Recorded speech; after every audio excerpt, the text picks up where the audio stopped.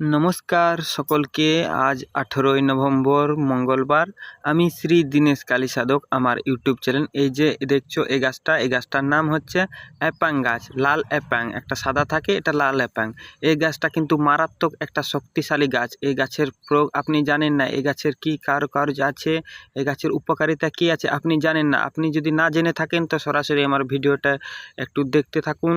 তো আমি এই গাছটা যে সংগ্রহ করেছি একটা অমাবস্যার দিন, এই অমাবস্যার দিন এই গাছের সংগ্রহ করবেন, বা আপনি যদি সাধক না হয়ে থাকেন যে কোনো মঙ্গলবার থেকে দ্বিতীয় মঙ্গলবার 8 দিনের মধ্যে গাছটা সংগ্রহ করে বাড়ির মধ্যে নিয়ে আসবেন। এই গাছের মধ্যে একটা সাদা সুতো বেঁধে রাখবেন।